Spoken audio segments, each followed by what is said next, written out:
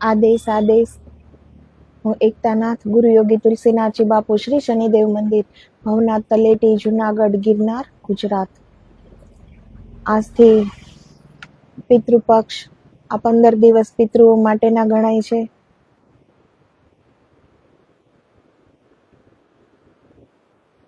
તો પિતૃપક્ષમાં ભાગવત ગીતાની મહત્તા છે કે આપણા પિતૃઓ માટે આપણે એને સદગતિ માટે ભાગવત ગીતાના પાઠ કરવા જોઈએ.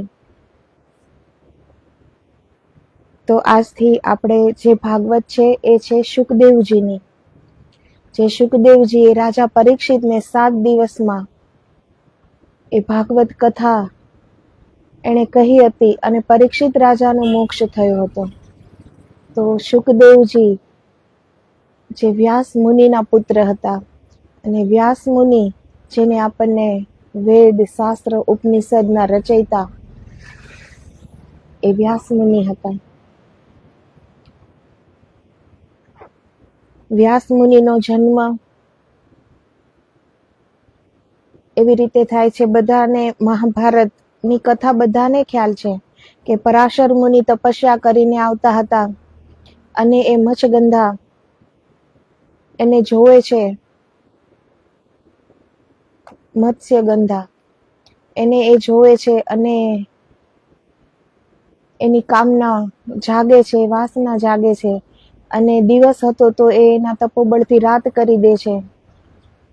એવી રીતે વ્યાસ મુનિનો જન્મ થાય છે. પરંતુ કહેવાય છે કે પરાશર મુનિએ તો વર્ષોના વર્ષો તપસ્યા કરી હતી, તો એની અંદર કઈ કામના બાકી રહી હોય?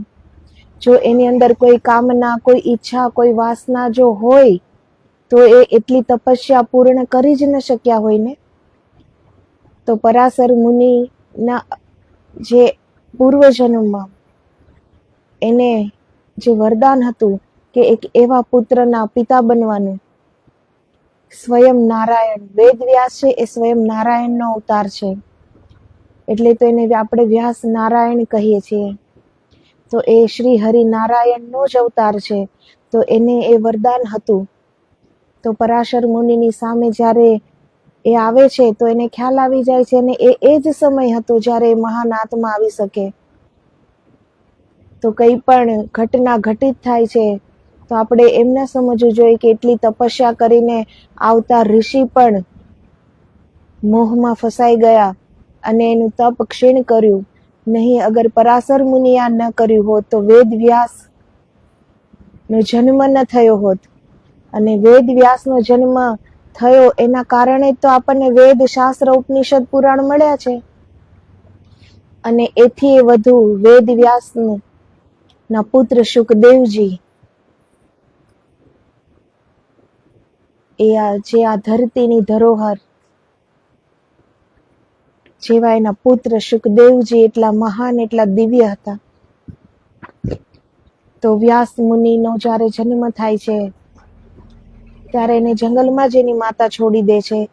લગ્ન તો થયા ન હતા એટલે એને એ જંગલમાં જ છોડી દે છે. તો વ્યાસ મુનિ એ જંગલમાં જ હંમેશા તપસ્યારત રહ્યા છે અને વેદ પુરાણ શાસ્ત્રની રચનાઓ કરી છે, પુરાણોની રચના કરી છે. ત્યારે વેદ વ્યાસના ધ્રુતાચી માતા સાથે ગંધર્વ વિવાહ થાય છે. તો એ ધ્રુતાચી એ અપ્સરા હતા, સ્વર્ગના શ્રાપિત હતા. તો જ્યારે વેદ વ્યાસજી થી એને શુકદેવજી જ્યારે ધ્રુતાચી માતાને ગર્ભમાં રહ્યા ત્યારે વેદ વ્યાસજી એને દરરોજ એને એ જ્ઞાન આપતા. પરમ મોક્ષ સુધીનું જ્ઞાન એને ધ્રુતાચી માતાને આપ્યું છે વેદ વ્યાસજીએ. અને પછી સુખદેવજીનો જન્મ થયો છે. તો સુખદેવજીનો જન્મ મહોત્સવ અને સુખદેવજીનું સ્વર્ગ ગમન, ત્યાંથી આજે આપણે આ ભાગવતની શરૂઆત કરીએ. તો કૈલાસ પર્વત ઉપર બરફ પડતો હોવાથી અત્યંત ઠંડીના રક્ષણ અને મર્યાદા માટે ધ્રુતાચી માતા સારું વ્યાસ મુનિ કાષ્ઠ, ઘાસ અને પાંદડાની ઝૂંપડી બાંધી હતી. ત્યાં 10મે દિવસે અશ્વિન શુક્લ પક્ષ દ્વિતીયાના દિને સુખદેવજીનો જન્મ થયો. તે સમયે આકાશમાં વાદળો ગરજવા માંડ્યા. શુભ ચિહ્ન માટે વરસાદના છાંટા પડ્યા. દેવોએ પુષ્પવૃષ્ટિ કરી. વૃક્ષો, વેલીઓ અને ફૂલો ખીલી કલ્લોલ કરવા લાગ્યા. એકબીજાને ચૂમીઓ બોલ હૈયાને ઠારવા લાગ્યા. ચાસ, ચકોર, હંસ, શતપત્ર, સારસ, પોપટ આદિ મંગળ પક્ષીઓ સુમધુર સ્વરેની નાદ કરવા તથા શુકની જમણી બાજુ ઉડવા લાગ્યા. મયુર કળા કરી નૃત્ય કરવા લાગ્યા અને આકાશમાં અનુપમ સુરો સાથે ઘંટારવ થવા લાગ્યો. ગંગાએ સ્થૂલ દેહ ધરીને કૈલાસ પર સાક્ષાત સ્વરૂપે આવી સુખદેવજીના ચરણ સ્પર્શીને પોતાના નિર્મળ નીર વડે સુખદેવજીને સ્નાન કરાવ્યું. ત્યારે ગંગાના પ્રવાહનું જળ કિલકિલાટ કરતું વહે જતું હતું. આકાશમાં, પૃથ્વી પર, વનસ્પતિઓમાં, જળ સ્થળમાં અને કૈલાસ પર્વત પર સર્વના હૃદય એકાએક આનંદિત થઈ ગયા. મૃદુ સુગંધિત વાયુ લહેરાવા લાગ્યો. જ્યારે પણ કોઈ દિવ્ય આત્મા, કોઈ મહાન આત્મા નો આ પૃથ્વી પર જન્મ થાય છે ત્યારે આ ઘટના ઘટિત થાય જ છે. ત્યારે સમગ્ર સૃષ્ટિ નાચી ઉઠે છે, સમગ્ર પ્રકૃતિ ખીલી ઉઠે છે, દિવ્યતાથી ભરાઈ જાય છે. પૂરું વાતાવરણ એક દિવ્યતાથી ભરાઈ જાય છે. આકાશ અનેક રંગે રંગબેરંગી બન્યું. સ્થાવર જંગમ સમસ્ત જગત અત્યંત હર્ષમાં આવી ગયું. સમર્થ જ્ઞાની યોગી પુરુષો યોગ અને જ્ઞાન વિદ્યાથી સુખદેવજીનો જન્મ થયાનું જાણી પુલકિત થયા. તો જે યોગી પુરુષ છે, મહાત્માઓ છે, એ જે પણ સ્થાને હતા તો એને પોતાના યોગ બળથી જાણ થયો કે સુખદેવજી જેવા મહાન આત્માનું આ પૃથ્વી પર આગમન થયું છે. તો માનવ, સંતો, મહાત્માઓ આજે બધાને જ હર્ષો આનંદ છે, ઉલ્લાસિત છે, બધાના હૃદય આનંદમગ્ન છે. સર્વને જાણે કોઈ પરમ લાભ થયો હોય તેમ દરેક મનમાં ને મનમાં હસવા લાગ્યા. સુખદેવજીનો જન્મ ઘરમાં જ મહાન યોગી સમાન તેજસ્વી દેખાતા હતા. જોકે તેમનું સ્વરૂપ જેમ વ્યાસજી સાધારણ શ્યામ વર્ણના હોવાથી તેમજ તે કૃષ્ણ પ્રભુને સહાયક થવા આવેલા તેથી કૃષ્ણ દ્વૈપાયન કહેવાયા હતા. તેમના જેવું શ્યામ હોવા છતાં અત્યંત ઝળહળી રહ્યું હતું. જાણે બીજો નિર્ધૂમ અગ્નિ હોય તેમ શુદ્ધાત્મા સુખદેવજી શોભતા હતા. તો વ્યાસ મુનિ એ કૃષ્ણ ભગવાનનું જે કાર્ય હતું એમાં સહાય કરવા માટે એ જન્મ્યા હતા.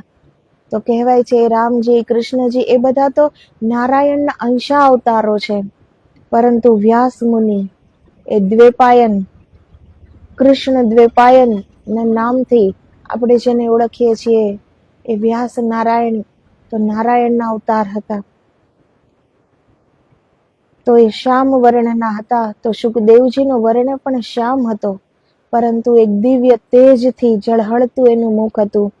જે એની મહાનતાની, જે એની દિવ્યતાની જે આભા હોય છે તેનાથી એ શોભતા હતા. જન્મ થતા જ સુખદેવજી રુદન ન કરતા હસવા લાગ્યા. ત્યારે ધ્રુતાચી માતાને મનમાં ગણગણવા માંડ્યું કે આ બાળક સ્તનપાન કરતો નથી, આમ તેમ ગબડ્યા કરે છે અને હસે છે, એ શું સમજીને હસતો હશે? આ સાંભળી સુખદેવજીએ કહ્યું, માતા, તમને મારા જન્મથી શું લાભ મળવાનો છે કે તમે મલકાઈ હસી રહ્યા છો? તો એ શુદ્ધાત્મા સુખદેવજી જન્મ થતાની સાથે જ એટલા મહાન, એટલી મહાનતાને ઉચ્ચ શિખરે હતા. એ બાળક જ્યારે જન્મે છે ત્યારે રડે છે, ત્યારે સુખદેવજી હસે છે અને એ સ્તનપાન કરતા નથી. તો ધ્રુતાચી માતા મનમાં વિચારે છે કે આ આમ કેમ કરતા હશે? એ હસે છે શું કામ? એને શું ખ્યાલ આવતો હશે કે હસે છે? ધ્રુતાચી માતાને મન તો એનું બાળક જ છે. તો સુખદેવજી એને કહે છે કે મને પ્રાપ્ત કરીને તમને શું લાભ થવાનો છે કે તમે આટલા હસો છો? બાળકનો જન્મ થયો છે. તો ધ્રુતાચી માતા તો આનંદમાં જ હોય ને, એના મુખ પર તો હસી જ હોય.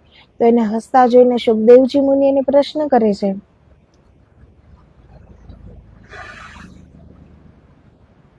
હું તમારો પુત્ર છું, પરંતુ તમારી સેવા કરવા, આજ્ઞા પાલન કરવા અને માતૃભક્તિ કરવા આવ્યો નથી. હું તમારા સુખ દુઃખ પૂછવાનો નથી. તો પણ તમે શું જોઈને મહાન લાભ થયો હોય તેમ હસી રહ્યા છો? તો સુખદેવજીને તો એના ભવિષ્યની જાણ હતી. તો એ કહે છે કે હું કોઈ તમારી સેવા કરવા માટે મારો જન્મ નથી થયો, તમારો આજ્ઞાનું પાલન કરવા માટે નથી જન્મ થયો, માતૃભક્તિ કરવા માટે નથી આવ્યો. તો તમને મારાથી લાભ શું થવાનો છે કે તમે આટલા મલકાઈ રહ્યા છો?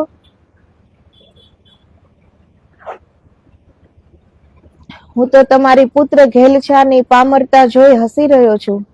તો સુખદેવજી મહારાજ કહે છે કે હું તો એટલે હસું છું, તમારી પુત્ર ઘેલછા ની આ પામરતા છે એના કારણે હું હસી રહ્યો છું કે હજી તમને કેટલો મોહ છે, કેટલી મમતા છે, હજી કેટલી બધી ઈચ્છાઓ બાકી છે, હજી તમે કેટલા મોહમાં માયામાં ફસાયેલા છો એ જોઈને હું હસું છું.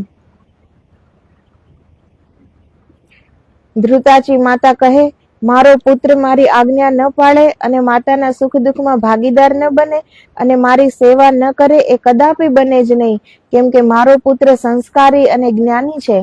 તો માતાને તો એમ જ થાય ને પુત્ર વિશે. તો ધ્રુતાજી માતાને પણ એમ થાય છે કે મારો પુત્ર તો સંસ્કારી છે, વ્યાસ મુનિનો પુત્ર છે, તો એ મારી આજ્ઞાનું પાલન કરે જ ને, મારી સેવા કરે જ ને. સંસારી અનેક માતાઓએ સેવેલા અનેક સ્વપ્નો પુત્ર પુખ્ત વયનો થતા નષ્ટ થઈ જાય છે, ત્યારે માતા ભારોભાર પસ્તાય છે. પશુ પક્ષીઓ તેમના બચ્ચાને પાળી પોસીને ઉછેરે છે, પરંતુ ઉછેર્યાનો કોઈ બદલો મેળવવાની આશા રાખતા નથી. તેથી જ મનુષ્યો કરતા પશુ પક્ષી વધુ સુખી છે. તો સુખદેવજી આજે જે ધ્રુતાજી માતાને કહે છે એના મુખથી કે તમને પુત્રનો કોઈ લાભ નથી થવાનો, પણ હર સંસારી માતા એ પોતાના પુત્ર વિશે સ્વપ્નો સેવે છે કે મારો પુત્ર મોટો થશે, મારી આજ્ઞાનું પાલન કરશે, મારી સેવા કરશે. પરંતુ પુત્ર જ્યારે મોટો થાય છે ત્યારે દરેક માતાને ખ્યાલ આવે છે કે આ એક મારું ખાલી એક સ્વપ્ન માત્ર હતું. પરંતુ સુખદેવજી અત્યારથી સચેત કરે છે માતાને કે આ બધું કરવા મારો જન્મ નથી થયો. પશુ પક્ષીઓ એના બચ્ચાઓને ઉછેરે છે, પરંતુ એને પાંખ આવતા જ ઉડી જાય છે. કોઈ બદલો લેવાની આશા નથી હોતી, કોઈ ઉમ્મીદ નથી હોતી બચ્ચાઓ પાસે, કોઈ અપેક્ષા નથી હોતી. એટલે પશુ પક્ષી વધારે સુખી હોય છે.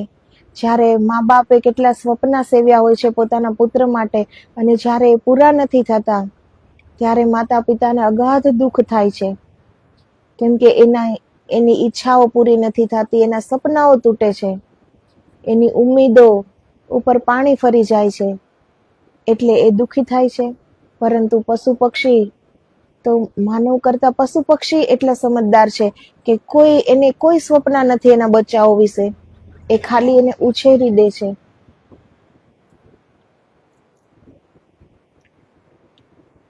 આશા એ જ પરમ દુઃખનું કારણ છે. આશામાં લાખો નિરાશા વસે છે, તેથી આશાના બંધનમાં બંધાવું નહીં, એ જ મનુષ્યનું ખરું કર્તવ્ય છે. આ માટે એક કથન છે,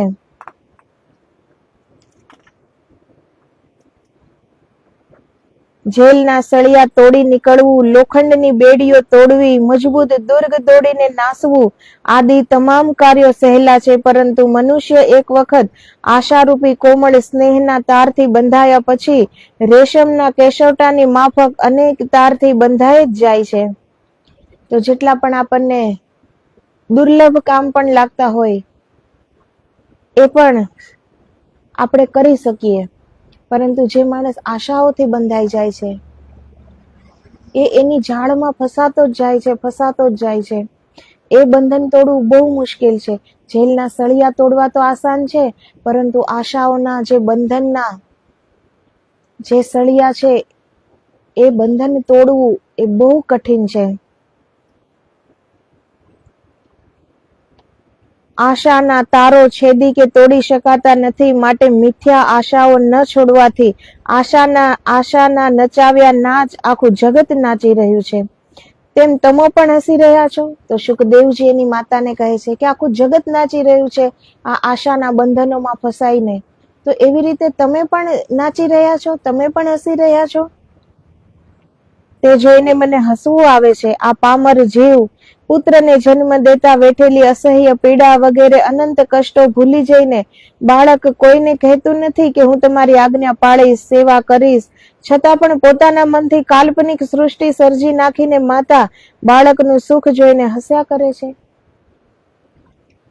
તો એને માતાને એમ થાય છે એને કે મને બાળકનું સુખ પ્રાપ્ત થયું છે, તો એ અનેક સપના સેવે છે. તો બાળક તો જન્મીને માતાને કહેતું નથી ને કે હું તમારી આજ્ઞા પાલન કરીશ, હું તમારી સેવા કરીશ, એટલે જ મારો જન્મ થયો છે. બાળકે કંઈ જ કીધું નથી, પરંતુ આ આશા એક માતા એ પોતે સર્જે છે, એના સપનાઓ પોતે જોવે છે. પોતાની કાલ્પનિક સૃષ્ટિ સર્જી નાખે છે કે મારું બાળક મોટો થઈને આ બનશે, આમ કરશે, હું કહીશ તેમ જ કરશે, મારી હર એક ઈચ્છા એ પૂરી કરશે, મારી આજ્ઞાનું પાલન કરશે. તો બાળક ક્યારેય માતાને કહેતું નથી કે હું આ બધું કરવા માટે મારો જન્મ થયો છે, પરંતુ માતા જ પોતાની કાલ્પનિક સૃષ્ટિ રચીને કેટલી ઈચ્છાઓના બંધનમાં બંધાઈ જાય છે. તો ઈચ્છાઓનો કોઈ અંત નથી હોતો. એટલે જ જે આશાઓનું આ બંધન છે એ બંધન તોડવું સૌથી કઠિન છે. કાંઈ પણ આપણે તોડી શકીએ છીએ, કોઈ પણ બંધન આપણે તોડી શકીએ છીએ, છોડી શકીએ છીએ, પરંતુ આપણી જ આશાઓનું, આપણી ઈચ્છાઓનું, આપણી ઉમ્મીદોનું જે બંધન આપણે સ્વયં રચેલું છે એ આપણે નથી તોડી શકતા. તો શુકદેવજી એની માતાને જન્મીને તરત જ આ જ્ઞાન આપે છે કે પુત્ર સુખ જોઈને એક પામર માનવની જેમ આપ હસો છો, તો હું આપને કોઈ સુખ દેવા નથી આવ્યો, હું આપની આજ્ઞાનું પાલન કરવા માટે મારો જન્મ નથી થયો. તો તમે આવી રીતે પોતાના જ ઉમ્મીદોમાં, પોતાની આશાઓમાં બંધાઈને પુત્ર સુખમાં આવી રીતે હસો છો, એ જોઈને મને હસવું આવે છે. પોતાના મનથી કાલ્પનિક સૃષ્ટિ સર્જી નાખીને માતા બાળકનું સુખ જોઈને હસ્યા કરે છે. તે પામરતા ઉપર મને શોક સાથે હાસ્ય થાય છે કે જે જીવે તમને ગર્ભમાં દુઃખ દીધા છે, જન્મ ધરતા દુઃખ દીધા છે, બાલ્ય વયમાં મંદવાડો અને રોગ ભોગવી માતાઓને દોડાવી ઉજાગરા કરાવીને દુઃખ દીધા છે, અગર ભવિષ્યમાં દેનાર છે તેવા સંતાનને જોઈને માતા શા માટે હર્ષગેલી બની હસે છે? તો માતાને કેટલું કષ્ટ થાય છે એક બાળકને જન્મ આપે છે ત્યારે, પરંતુ માતા પોતાના બાળકને જ્યારે જોવે છે ત્યારે પોતાના એક આશાના, એક ઉમ્મીદના બાળકનું સુખ પ્રાપ્ત થયું એ સુખમાં એ પીડા ભૂલી જાય છે. પરંતુ સત્ય વાત તો એ જ છે કે પેટમાં જ્યારે, ગર્ભમાં જ્યારે બાળક રહ્યું ત્યારથી માતાને પીડા છે, જન્મે છે ત્યારે પીડા છે, ઉછેરવામાં પીડા છે. આગળ જતા પણ બાળક જ્યારે માએ જે સેવેલા સપનાઓ પ્રમાણે એ બાળક નહીં થાય, એ બાળક એમ નહીં કરે, ત્યારે પણ માતાને પીડા જ થવાની છે. તો જ્યાં પીડા જ પીડા છે, આજે પણ પીડા છે, અને એ બાળક મોટું થશે ત્યારે પણ પીડા છે, છતાં પણ તમે હસો છો, તો આ તમારી પામરતાના કારણે મને શોક સાથે હસવું આવે છે કે આ તમે શું કરી રહ્યા છો. બાળકો જ્યારે ચાલતા શીખે છે ત્યારે પાછળ માતાને દોડાવે છે, રાત્રે ઉજાગરા કરાવે છે. દુઃખ જ દુઃખ છે, પરંતુ પુત્ર સુખમાં, એ પુત્રની લાલસામાં, પોતાના મોહમાં, પોતાની માયામાં એક માં બંધાઈ જાય છે, અને આ બંધન એ ક્યારેય છોડી શકતી નથી. ઉમ્મીદો, જેમ સંતાન મોટું થતું જાય છે તેમ ઉમ્મીદોનો ગ્રોથ વધતો જાય છે કે હવે એ આમ બનશે, આમ કરશે. જ્યારે એ પૂરું નથી થતું ત્યારે અનહદ પીડા થાય છે માતાને, કેમ કે નાનપણથી એ સપના સેવ્યા છે. એટલે જ આ સંસારમાં જે સૌથી મોટું બંધન છે એ આપણી આશાઓનું છે. તો જેવી રીતે પશુ પક્ષી એના બચ્ચાઓને ઉછેરી દે છે, પરંતુ બદલો લેવાની, કે મેં એને જન્મ આપ્યો છે તો એ મારું આવી રીતે પાલન પોષણ કરે, કે મારી આજ્ઞાનું પાલન કરે, હું કહું એવી રીતે જીવે, એ કોઈ આશા પશુ પક્ષીઓમાં નથી હોતી. એનું બચ્ચું મોટું થાય છે, પાંખ આવે છે ને ઉડી જાય છે. એટલે પશુ પક્ષી માનવો કરતા સુખી છે. એ પ્રકૃતિને જોઈને નાચી ઉઠે છે. પરંતુ માનવ હંમેશા ઉદાસ રહે છે, કેમ કે એ એની ઈચ્છાઓના બંધનમાં એક કેદીની જેમ બંધાયેલો છે. જ્યારે માતા બાળકને જોઈને હસે છે, ત્યારે કાળ તે માતાની પામરતા તથા મૂર્ખતા જોઈને હસે છે. જન્મ થતાની સાથે તે બાળકનું મૃત્યુ પણ નક્કી થયું છે અને જગતમાં જન્મ ધરનાર પ્રત્યેક જીવ કાળનો કોળિયો ક્યારે બનશે તેને નહીં સમજનાર હર્ષ મમત્વ ભરી માતા કેટલી ભોળી હોય છે.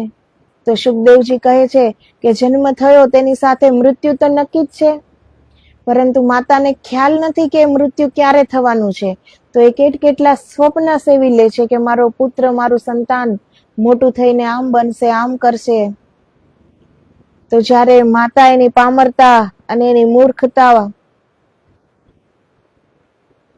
પર જાતે જ જ્યારે હસે છે, ત્યારે કાળ પણ હસે છે.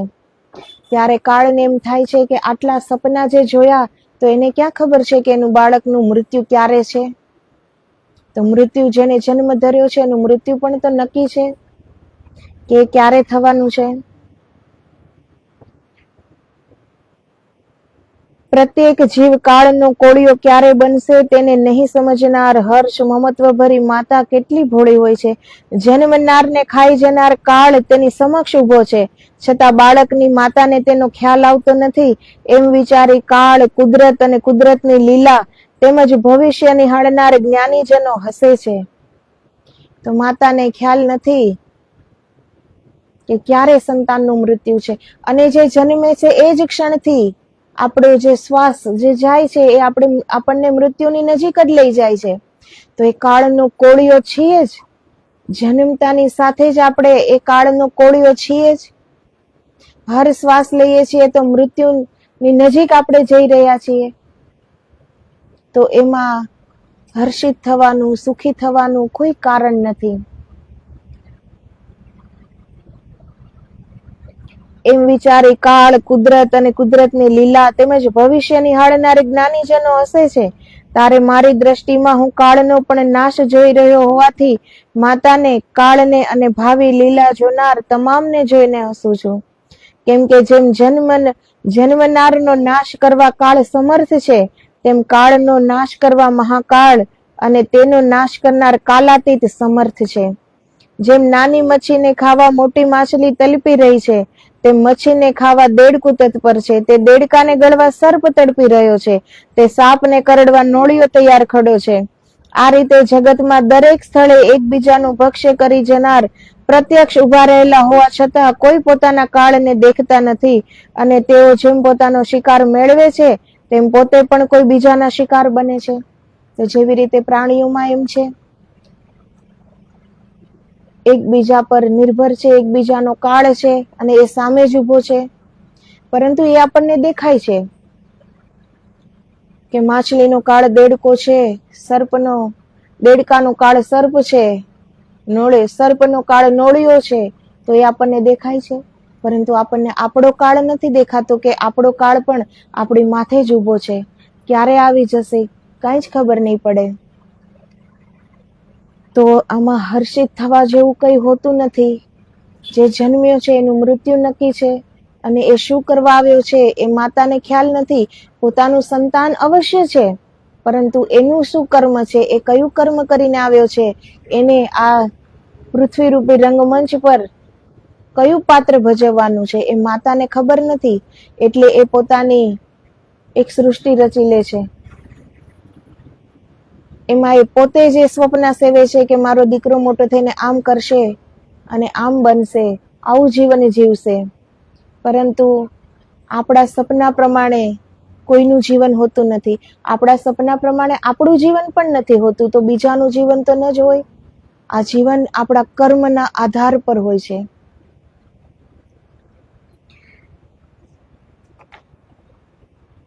તેઓ જેમ પોતાનો શિકાર મેળવે છે તેમ પોતે પણ કોઈ બીજાનો શિકાર બને છે, તેની કલ્પના કરતા નથી. આ રીતે આખી સૃષ્ટિ શિકાર અને શિકારીથી ભરપૂર છે. દરેક વ્યક્તિ અને દરેક ધંધો કરનાર બીજી વ્યક્તિના અને બીજા ધંધાવાળાના શિકાર હોય છે. તો અહીંયા શિકાર અને શિકારી હર જગ્યા મોજૂદ હોય છે. આ સમયે વ્યાસમુનિ ફળ ફૂલ લેવા માટે દૂર અરણ્યમાં ગયેલા છે. તેમને પાછા આવતા સંધ્યાકાળ થવા આવ્યો છે. તે બહારથી આવતા પર્ણકુટીમાં કોઈ વાત કરતું હોવાનો અવાજ સાંભળે છે.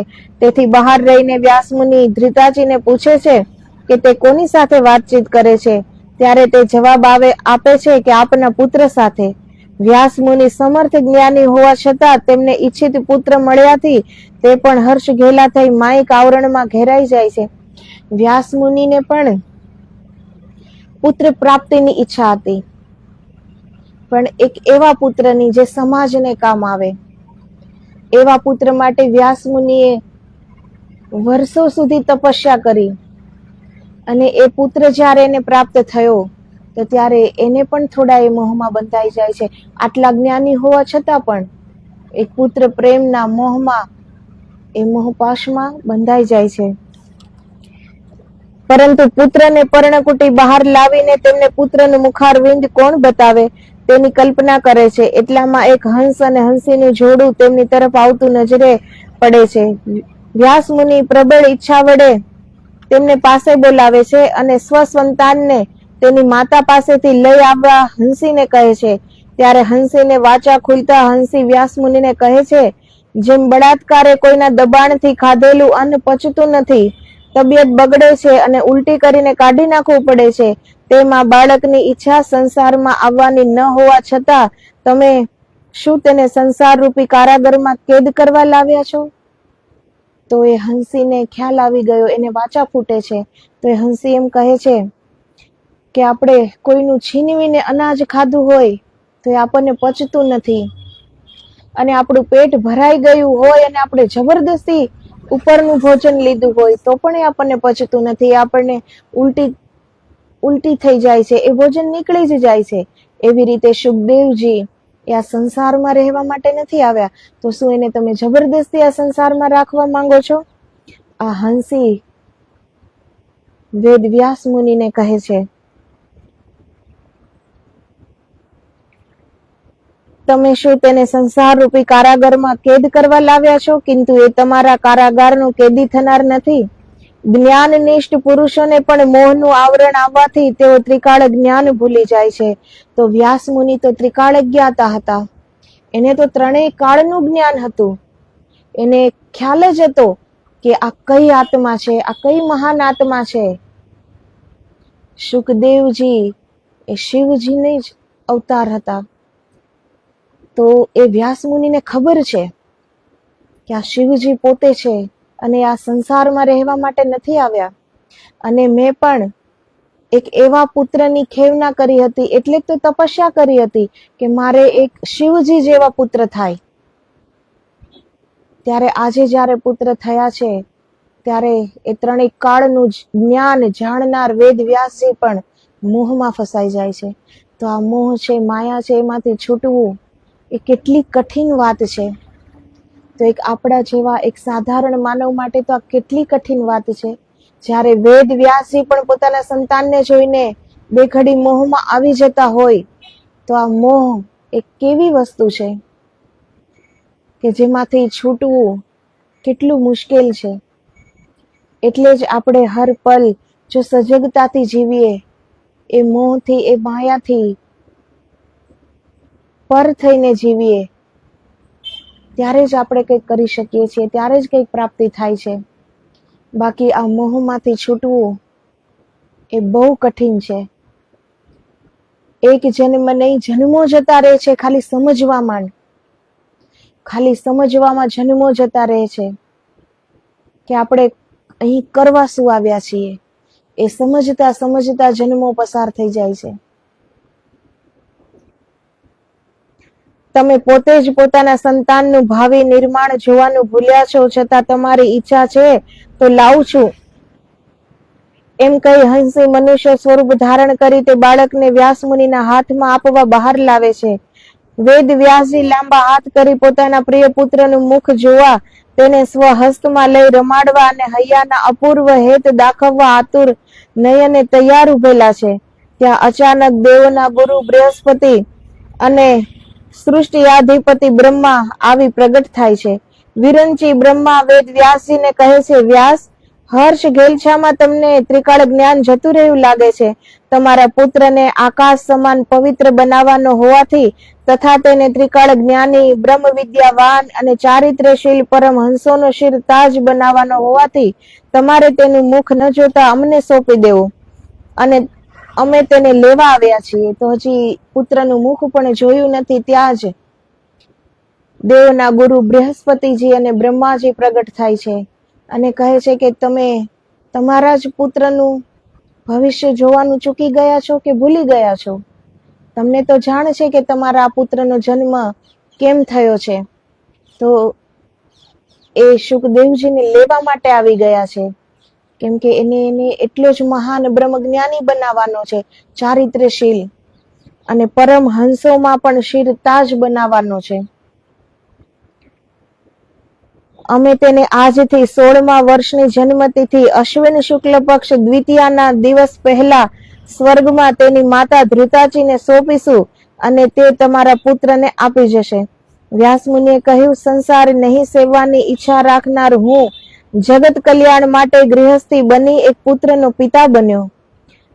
તો વેદ વ્યાસજીમાં કોઈ વાસના, કોઈ ઈચ્છા હતી નહીં, પરંતુ એક પ્રબલ ઈચ્છા એ હતી કે મારે એક એવો પુત્ર થાય જે જગને કલ્યાણકારી બને, જે જગ હિતાર્થે કામ કરે.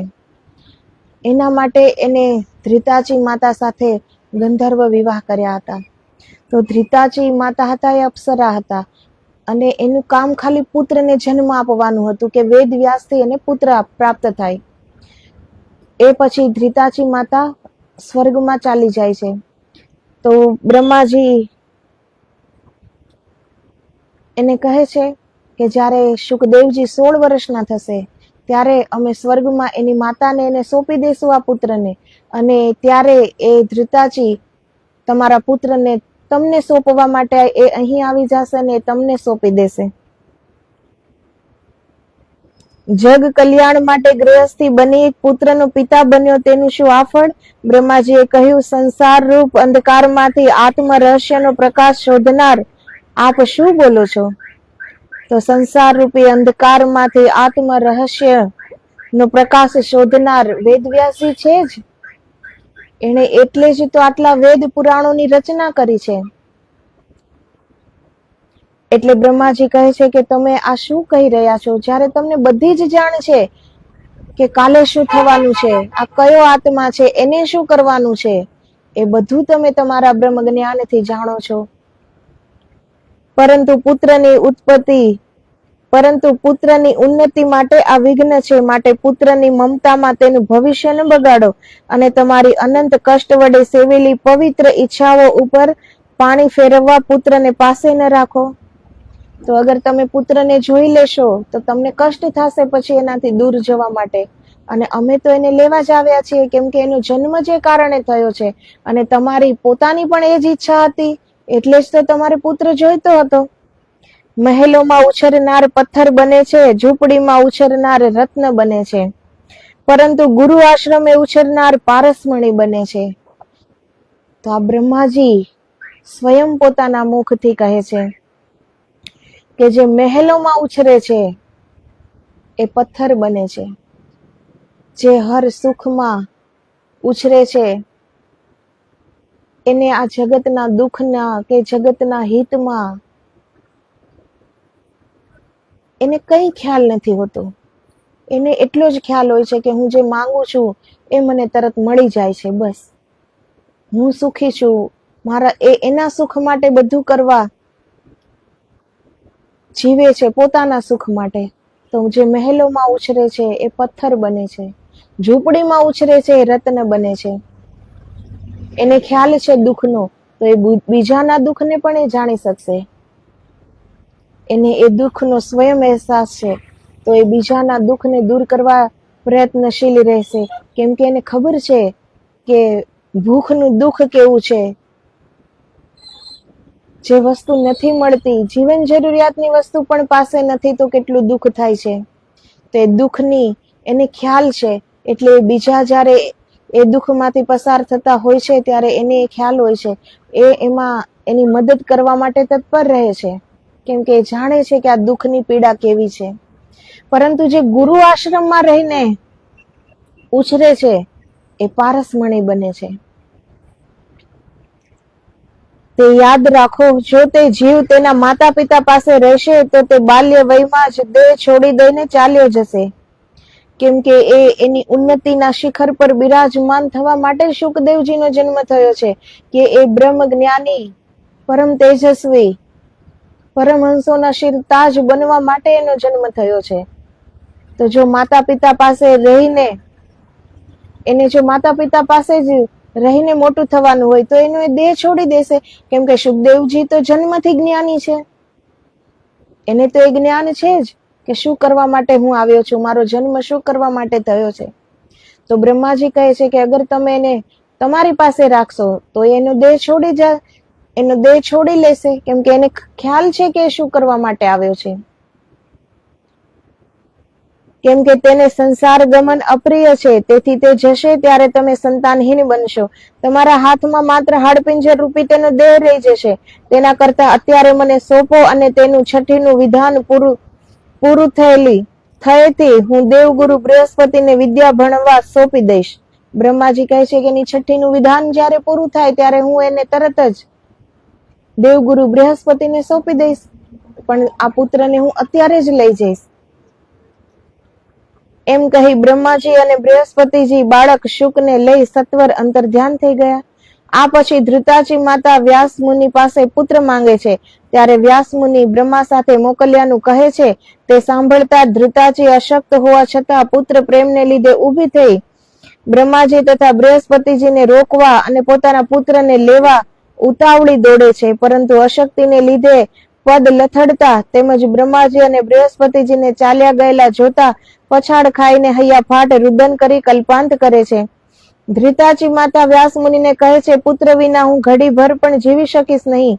ભવિષ્યમાં જે બનવાનું હોત તે કદાચ બનત, પણ પિતાનું હૃદય નિષ્ઠુર હોય છે ત્યારે હું તો જનેતા છું. માતૃ હૃદયની અપરંપાર વેદના તમે ક્યાંથી જાણો? તો ધૃતાજી માતાને જ્યારે ગર્ભમાં શુકદેવ મુનિ હતા ત્યારે જ વેદ વ્યાસજીએ આ પુત્ર શું કરવા જન્મ એનો થવાનો છે એ કહી દીધેલું હતું, અને હર એક જ્ઞાન આપ્યું હતું એને. ખાલી જ્ઞાન નહીં પણ પરાવાણી, મોક્ષ સુધીનું જ્ઞાન એને ધૃતાજી માતાને આપ્યું હતું. છતાં પણ આજે એ બધું જ્ઞાન ભૂલી ગયા છે અને પુત્ર મોહમાં આવીને હૈયાફાટ રુદન કરે છે. માતૃ હૃદયની અપરંપાર વેદના તમે ક્યાંથી જાણો? જેમ પોપટ વિના પિંજર, જીવ વિના દેહ અને પ્રકાશ વિનાનું ધામ નિરર્થક છે, તેમ પુત્ર વિના માતાનું જીવન નિરર્થક હોય. પુત્ર વિયોગની પ્રતિક્ષણ મને યુગ સમાન લાગશે. જો મારા પુત્રનું મૃત્યુ સર્જિત હોય તો તેના બદલે હું મારો પ્રાણ આપવા તત્પર છું. હજી તો મેં તેને ખોળામાં ખેલવ્યો નથી, રમાડ્યો નથી, હસાવ્યો નથી, નયન ભરીને નિરખ્યો નથી, વાત્સલ્ય કર્યું નથી, તેને નવડાવ્યો પણ નથી, લાલન પાલન પણ કર્યું નથી, વસ્ત્ર પરિધાન પહેરાવ્યા નથી, તેને ઈચ્છિત વસ્તુ લાવી આપી નથી. બાળકનું હસતું મુખ જોઈને હું એક પણ હર્ષિત હાસ્ય હસી નથી, અને હજુ મેં બાળકના લાડનો કિંચિત માત્ર લહાવો લીધો નથી. તે છતાં ક્રૂર વિધાતાએ મારો પુત્ર લઈ જતા તેમજ તેને સોંપી દેતા તમને મારી દયા કેમ ના આવી? મારા પુત્રને શા માટે લઈ જવા દીધો? હંસીએ ધૃતાજીને કહ્યું, જગતના ભાવિ નિયામક બ્રહ્માજી અને દેવગુરુ બૃહસ્પતિજી આ પુત્રને લઈ ગયા છે, માટે તમારો પુત્ર જેમ અનેક તારાઓ વચ્ચે ચંદ્ર હોય છે તેમ અનેક ઋષિ મુનિઓમાં સમર્થ અને શ્રેષ્ઠ પુરુષ થશે. માટે અયોગ્ય કલ્પાંત ન કરો. આમ છતાં ધૃતાજી માતાએ વિશેષ કલ્પાંત કરી ચોધાર આંસુ વડે રડવા માંડ્યું. તો હંસી આશ્રમની આસપાસ જે હંસી છે, એણે જે વેદ વ્યાસ મુનિનું જ્ઞાનની ચર્ચાઓ સાંભળી હતી એનાથી એને એ જ્ઞાન યાદ છે હંસીને, પરંતુ આજે ધૃતાજી માતા ભૂલી ગયા. તો પુત્રનો જન્મ થાય છે ત્યારે માતા પોતાના સુખના સપના સેવે છે ને, કે મારી પાસે રહે, હું એને વાત્સલ્ય, હું એને લાડ આપું, હું એને વસ્ત્ર પહેરાવું, હું એને નવડાવું ધોવડાવું, એનું હસતું મુખ જોઈને હું હસું.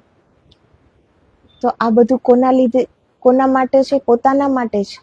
એ પોતાની જ ઈચ્છાઓને પોષે છે ને, કે આ બધું થાય તો હું હર્ષિત થાવ, મારું સંતાન મારી પાસે રહે તો હું હર્ષિત થાવ, જો હું એને લાડ કરી શકું, પ્યાર કરી શકું.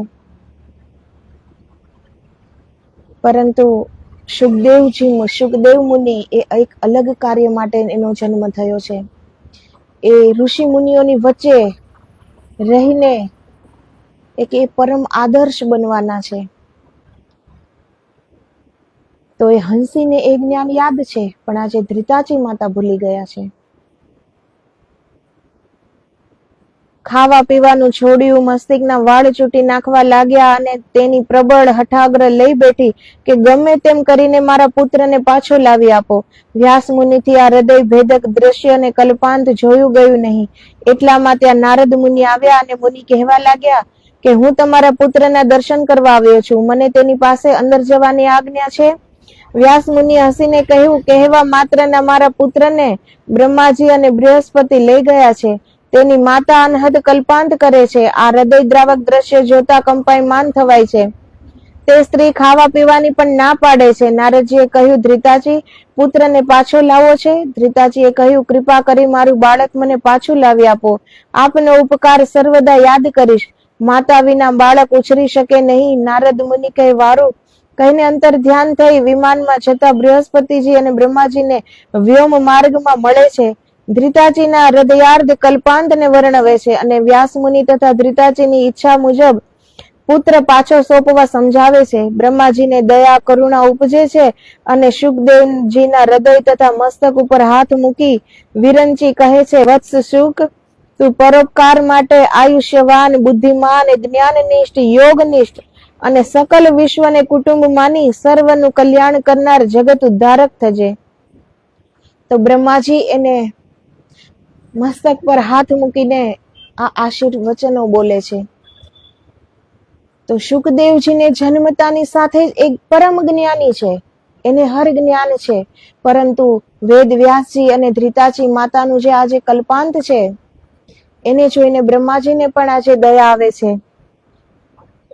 તો એ શુકદેવ મુનિને એ આશીર્વાદ આપે છે અને શુકદેવ મુનિ એટલા માટે જ એનું આ પૃથ્વી પર એનું આગમન થયું છે, એ પરોપકાર માટે જ.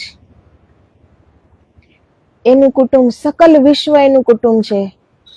શુકદેવ મુનિ, એનું જ્ઞાન કેટલું પ્રબળ હશે કે 7 દિવસના જે એને પરીક્ષિત રાજાને જે ભાગવત કહી, તો 7 દિવસની અંદર પરીક્ષિત રાજા મોક્ષને પ્રાપ્ત થાય છે. તો એ કેટલા પરમ જ્ઞાની. જ્યારે વેદ વ્યાસજી આટલા વેદ શાસ્ત્ર અને પુરાણોની રચના કરી છે, એનામાં પણ આજે મોહ વ્યાપ્ત થયો. પુત્ર, જ્યારે એને પુત્રનું સુખ પ્રાપ્ત થયું ત્યારે એનું જ્ઞાન ભૂલી ગયા. જે ત્રિકાળ જ્ઞાની છે સ્વયં, અને પોતે પણ શિવજી જેવો પુત્ર એટલે જ ઈચ્છતા હતા વિશ્વના કલ્યાણ માટે, પરંતુ આજે વેદ વ્યાસજી બધું ભૂલી ગયા. આજે એ પુત્ર મોહમાં આવી ગયા. જ્યારે હંસ અને હંસી જે એના આશ્રમમાં આસપાસ રહેતા, અને જ્યારે શુકદેવ મુનિ ધ્રિતાચી માતાના ગર્ભમાં વેદ વ્યાસ મુનિનું જ્ઞાન સાંભળતા, ત્યારે એ પણ સાંભળતા. તો એ પક્ષી હોવા છતાં એ જ્ઞાની થઈ ગયા અને એને એ જ્ઞાન યાદ છે, પરંતુ આજે ધ્રિતાચી માતાને વેદ વ્યાસજી મોહિત થઈ ગયા છે. બાળ શુક નારદજીના હસ્તમાં મૂકીને સુપ્રત કરે છે. શુકદેવજીનું નામાભિધાન બ્રહ્માજીએ કર્યાથી શુક તેમને પ્રણામ કરે છે. નારદજી શુકને પોતાની સાથે લઈ કૈલાસ ઉપર ઉતરે છે અને બાળકને પોતાના હાથમાં લઈ ઊભા રહીને શુકનું તેજસ્વી ભાગ્ય અને મુખ જોઈ હસીને નારદજી વ્યાસ મુનિ અને ધ્રિતાજીને કહે છે, આવા પરમ યોગી આત્માના તમે માતા પિતા થયા, તથા આવો પ્રખર શક્તિશાળી આત્મા તમારે ત્યાં જન્મ્યો, તેથી તમે જગતના સર્વ માતા પિતા કરતા પૂર્ણ મહાન ભાગ્યશાળી છો. જગતને પરમ યોગમાં ઝુલાવતા આવેલા બાળકને બાલ્યાવસ્થામાં રમાડવાની, સ્તનપાન કરાવવાની અને ઉછેરવાની તમારી તમામ કલ્પનાઓ વ્યર્થ છે. તો નારદજી શુકદેવજીને લાવે જરૂર છે બ્રહ્માજી પાસેથી, પરંતુ એ બંનેને સમજાવે છે કે આ જગતમાં બધાને બાળકનું સુખ પ્રાપ્ત થાય છે, બધા પાસે સંતાન છે, અને બધી જ માતાઓ પોતાની એક ભ્રમજાળ, પોતાની એક અલગ સૃષ્ટિ રચે છે કે મારું બાળક મોટું થઈને આમ કરશે, મારી આજ્ઞાનું પાલન કરશે, મારી ઈચ્છા અનુસાર એ જીવશે, મારી સેવા કરશે. એ દરેક માતા એ પોતાનો એક ખ્યાલ હોય છે, એ પોતાનું સ્વપ્ન છે. પરંતુ ક્યારેય જન્મ થતા જ બાળક એ ક્યારેય માતા પિતાને નથી કહેતું કે મારો જન્મ તમારી સેવા માટે થયો છે, પરંતુ આ સપના માતા પિતા સેવે છે. તો એ પોતાના મનથી ઉપજાવેલા એ સપના છે. પછી એ સ્વપ્ન જ્યારે પૂરા નથી થતા ત્યારે માતા પિતાને દુઃખ થાય છે. સુખ અને દુઃખની વ્યાખ્યા એ જ છે કે જે આપણે જે ઉમ્મીદ કરીએ છીએ, આપણે જે ઈચ્છાઓ કરીએ છીએ એ પૂરી નથી થતી એટલે દુઃખ થાય છે. જો એ પૂરી થઈ જાય તો સુખ થાય છે. તો નારદજી આજે વેદવ્યાસજીને સમજાવે છે કે તમે તો કેટલા ભાગ્યશાળી માતા પિતા છો કે જે વિશ્વ કલ્યાણ અર્થે સ્વયં જે શિવજીનો અંશાવતાર છે શુકદેવજી મુનિ, એ જ તમારે ઘરે જન્મ્યા છે. તો જેવી રીતે સંસારના બીજા માતા પિતાઓ છે, કમસે કમ તમે તો એ સપના ન ખેવો, તમે તો એ ભ્રામક સ્વપ્ના ન સેવો. પૂર્વ જન્મનો બાળ યોગી અને પ્રખર જ્ઞાન આત્મા છે, માત્ર તેને પૂર્વે પ્રાપ્ત થયેલું જ્ઞાન તાજું કરી આપવાનું હોવાથી તેને ગુરુ બૃહસ્પતિને સોંપવાનું છે.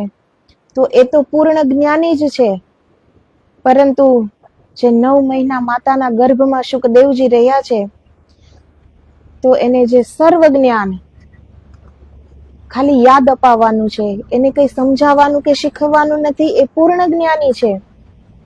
તો એ બૃહસ્પતિ, દેવગુરુ બૃહસ્પતિને એટલે જ એને સોંપવાના હતા કે એ જ્ઞાન એને ખાલી યાદ અપાવવાનું છે. આ પુત્ર સર્વદા બ્રહ્મચર્ય પર પ્રીતિ રાખશે, યોગ કર્મમાં નિમગ્ન રહેશે, ભલભલા યોગેશ્વરોને હંફાવે તેઓ સિદ્ધ થશે, સર્વદા મનેન્દ્રિયને જીતનારો થશે, સર્વ બ્રહ્મચારીઓને અને કામને જીતનારાને શરમાવે તેઓ અજોડ બ્રહ્મચર્ય નિષ્ઠ થશે. શુકદેવજી એટલા બ્રહ્મચારી હતા. સંસારની ખેવના તો વેદ વ્યાસમાં પણ નહોતી, જંગલમાં ઉછર્યા હતા, કોઈ કામના બાકી ન હતી એટલે તો વેદ પુરાણ શાસ્ત્રની રચના કરી શક્યા. હર જ્ઞાન એની પાસે હતું, ત્રણેય કાળનું જ્ઞાન એની પાસે હતું.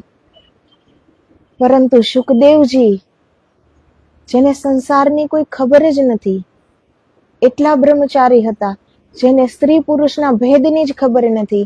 શુકદેવજીને ખબર જ નથી કે સંસારમાં સ્ત્રી અને પુરુષ એમ 2 ભાગ છે, 2 ભેદ છે, એટલી પણ એને જાણ નથી.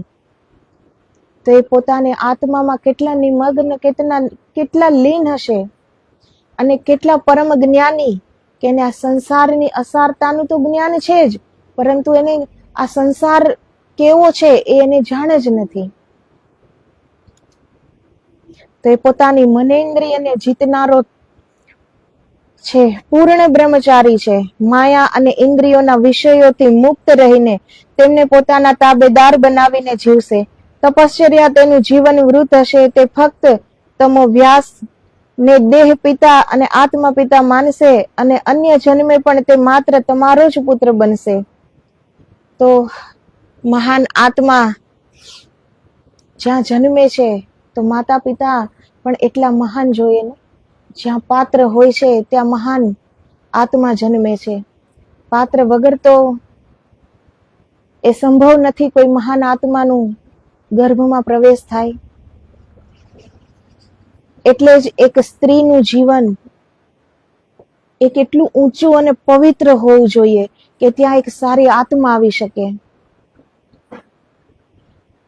બાળક જ્યારે ગર્ભમાં રહે છે ત્યારથી પીડા હોય છે માતાને. જ્યારે બાળક જન્મે છે ત્યારે અથાહ પીડા હોય છે માતાને. જ્યારે એને ઉછરે છે ત્યારે પણ માતાને પીડા જ છે. તો આ દુઃખ જે માતાને છે એ વ્યર્થના, કોઈ એમ જ કોઈ બાળક જન્મી જાય છે, એના કારણે આટલું દુઃખ ઉઠાવવું એ કોઈ સારી વાત નથી. તો દરેક સ્ત્રીને એ પહેલેથી જ આપણા વેદ શાસ્ત્રમાં સ્ત્રીના નિયમો આપ્યા છે. અત્યારે આ સમયમાં આજની જનરેશનને એ બધું જૂનું લાગે છે કે આ નિયમોમાં સ્ત્રીને ન રખાય. હા, ઘણું બધું છે કે સ્ત્રીને એ નિયમોમાં ન રખાય, પરંતુ જે આપણા શાસ્ત્ર કહે છે એ પ્રમાણે જો અગર એક સ્ત્રીનું જીવન હોય એટલું પવિત્ર, શરીર છે એ સાધના કરવા માટેનું એક ખાલી નિમિત્ત છે. આ શરીર બીજું કંઈ જ કામનું નથી. એનો સમય થશે ત્યારે એ જતો રહેશે. શરીરનો પણ નાશ છે, મનનો પણ નાશ છે, બુદ્ધિનો પણ નાશ છે. આપણે જેને શ્વાસ કહીએ છીએ કે આ શ્વાસ જ બધું છે, આ પ્રાણ, જ્યારે એ ચાલ્યો જાય છે તો આપણું મૃત્યુ થાય છે. તો એ પ્રાણ પણ આપણે નથી, કેમ કે એનો પણ નાશ થાય છે. આપણે છીએ પરમ આત્મા. આત્માનો નાશ નથી, આત્માનું બંધન નથી. આત્મા પર કોઈ કર્મ લાગુ પડતું નથી, આત્મા પર કોઈ બંધન લાગુ પડતું નથી. તો આ જે શ્વાસ છે, જે પ્રાણ છે, એનો પણ નાશ થાય છે. એનો સમય આવે ત્યારે એ પણ જતો રહે છે, તો એનો નાશ છે. તો જ્યારે યોગીઓ પોતાના શ્વાસોશ્વાસ ઉપર ધ્યાન રાખે છે ત્યારે એને ખ્યાલ આવે છે. જ્યારે આપણે શ્વાસ બહાર લઈએ છીએ, શ્વાસ અંદર લઈએ છીએ, ત્યારે જે વચ્ચે એક સ્થિરતા આવી જાય છે.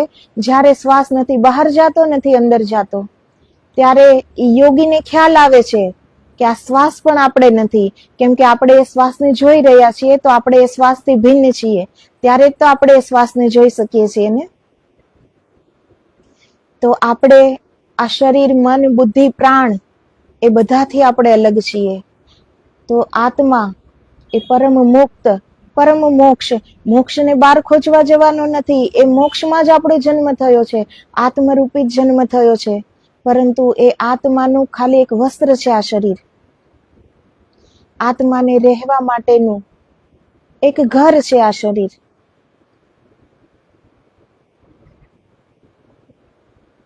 તો જે શાસ્ત્રમાં જે લખેલા છે, જે નિયમો, એ મુજબ અગર ખરેખર જીવન જીવવામાં આવે, એક સ્ત્રીનું એટલું ઊંચ જીવન હોય, તો આજે પણ આ યુગમાં પણ સારી આત્માઓ જન્મવા માટે રાહ જોવે છે. પણ આજે એવા પાત્ર મળે છે ક્યાં?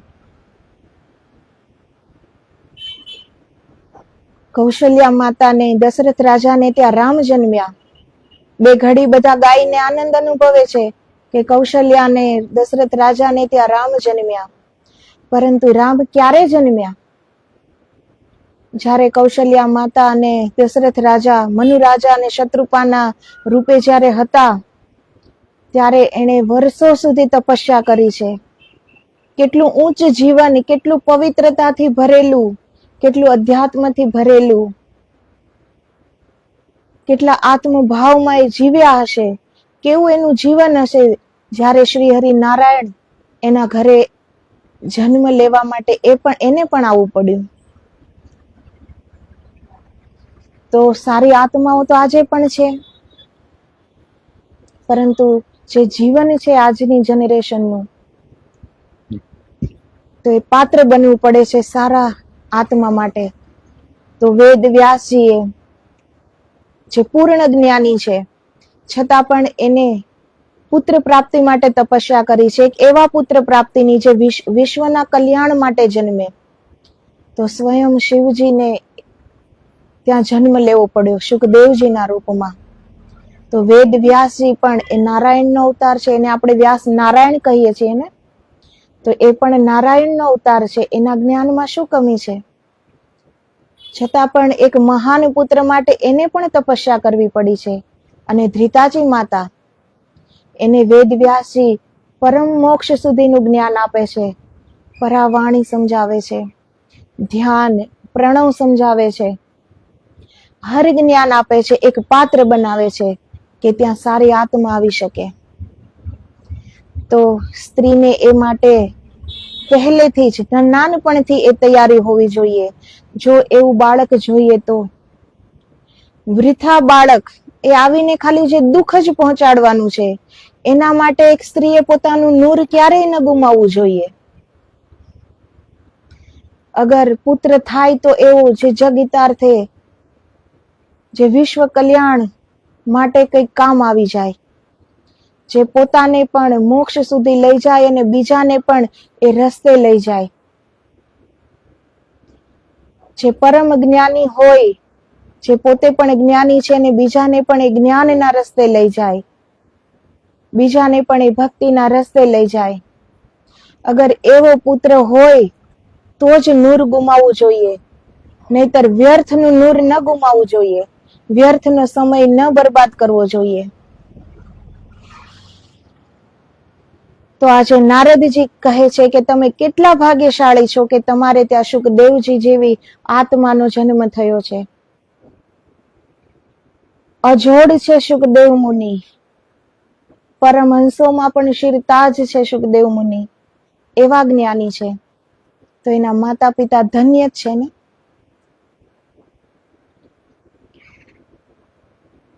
તે ફક્ત તમો વ્યાસને દેહ પિતા ને આત્મ પિતા માનશે, અન્ય જન્મે પણ તે માત્ર તમારો જ પુત્ર બનશે.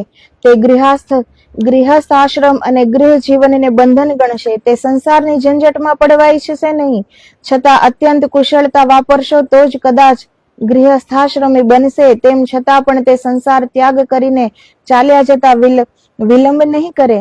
હે વ્યાસ ધૃતાજી, તમને મોહમય દ્રષ્ટિ હોવાથી તમે તેને તમારું બાળક સમજો છો. તદપિ તે ખરેખર બાળક નથી. તેને ધાવણની કે માતાના ગોદની કિંચિત માત્ર જરૂર નથી, કેમ કે તે તમારો એકલાનો નથી પણ સમગ્ર વિશ્વનો છે. તો એ તો શિવજી પોતે છે. તો નારદજીને કહે છે કે એને તમારા ધાવણની કે તમારા મમતાની કે તમારા ઉછેરની જરૂર નથી, કેમ કે શુકદેવજી માટે સકલ વિશ્વ એ પોતાનું કુટુંબ છે. એ મોહથી તો પરે છે. એને કોઈ એ મોહ તો નથી કે આ મારા માતા છે, આ મારા પિતા છે. એના માટે સમગ્ર વિશ્વ એનું કુટુંબ છે. કેમ કે તમારો એકલાનો નથી પણ સમગ્ર વિશ્વનો છે. આ હંસ અને હંસી સત્ય રૂપમાં ઇન્દ્ર અને ઇન્દ્રાણી છે. તેને જેમ તમે ઓળખી શકતા નથી, તેમાં પુત્રના ઉત્કટ ભાવીને તમે જાણી શક્યા નથી. એ હંસ અને હંસી જે વેદવ્યાસીના આશ્રમમાં રહેતા, એ ઇન્દ્ર અને ઇન્દ્રાણી હતા. વેદવ્યાસજી જ્યારે ધૃતાજી માતાને જ્ઞાન ઉપદેશ આપતા ત્યારે એ સાંભળતા. પરંતુ વેદવ્યાસીએ ત્યાં દ્રષ્ટિ નથી કરી કે હંસ અને હંસી કોણ છે. તેવી રીતે નારદજી કહે છે કે આ હંસ અને હંસી એ ઇન્દ્ર અને ઇન્દ્રાણી છે. જેવી રીતે તમે એને ઓળખી ન શક્યા, એવી રીતે તમે આ શુકદેવ મુનિને ઓળખી નથી શક્યા. હજી તમને એ તમારું બાળક લાગે છે, પરંતુ એ બાળક નથી. આત્મા તો કોઈ બાળક કે આત્મા પર તો કોઈ બચપન, જુવાની, વૃદ્ધાવસ્થા એ આત્મા પર નથી આવતું ને.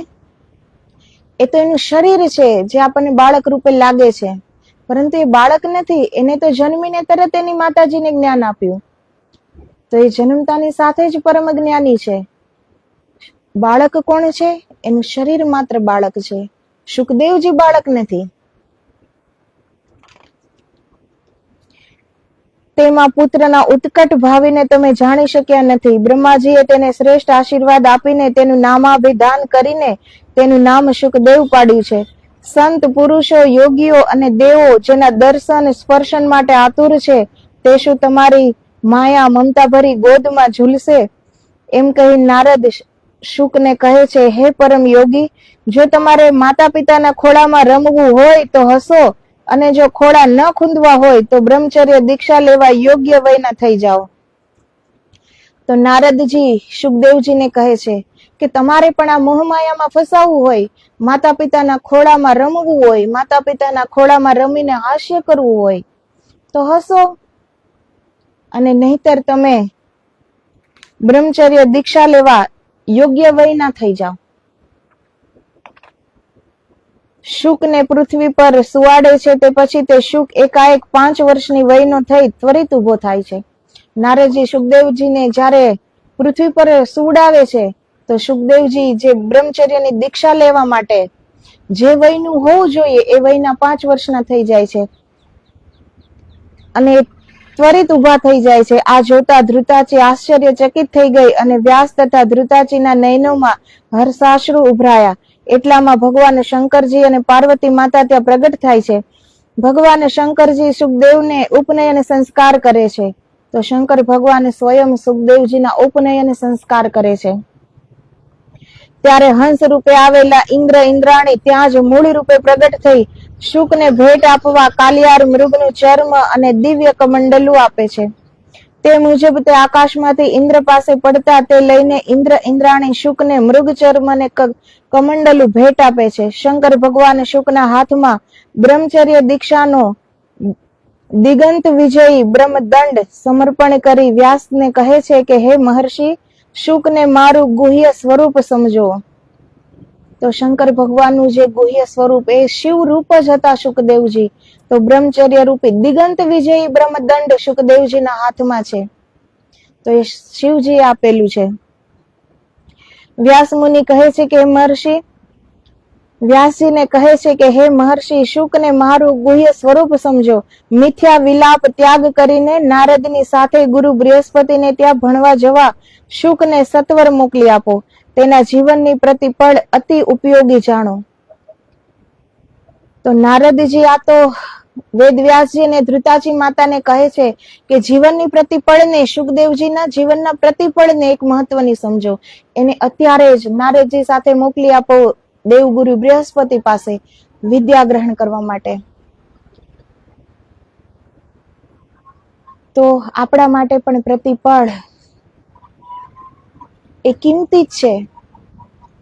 જે સમય જતો રહે છે હાથમાંથી એ સમય ક્યારેય આપણા હાથમાં પાછો આવતો નથી. આપણે કોઈ ધન સંપત્તિ ઘર પરિવાર કંઈ પણ ગુમાવીએ તો એ આપણે પાછું મેળવી શકીએ છીએ. એ ગમે ત્યારે આપણે પ્રયાસ કરીએ પ્રયત્ન કરીએ તો એ પાછું મેળવી શકાય છે. પરંતુ જે સમય ગયો છે એ સમય શું પાછો આવશે? તો સમય છે દુર્લભ છે. સમય છે એ જ કિંમતી છે આ સૃષ્ટિ પર કે જે સમય જે જતો રહ્યો એને આપણે પાછો ક્યારેય નહીં મેળવી શકીએ. તો હર ક્ષણ બધાની કિંમતી છે. પરંતુ એ પળ એ ક્ષણ એ સમય આપણે ક્યાં વેડફીએ છીએ? વ્યર્થમાં વેડફી દઈએ છીએ. જે સમય પાછો ક્યારેય નહીં મળે. હર પ્રતિપળ હર જીવ માટે પ્રતિપળ હર ક્ષણ કિંમતી છે. કિંમતીમાં કિંમતી છે. પરંતુ જે એની કિંમત સમજે છે એ સમયને સંવારી લે છે અને બીજા વ્યર્થમાં બગાડી દે છે. આ જગત એક માયાથી ભરેલું તો છે. અહીં બાર બહિર યાત્રા માટે ચારો તરફ દરવાજા છે,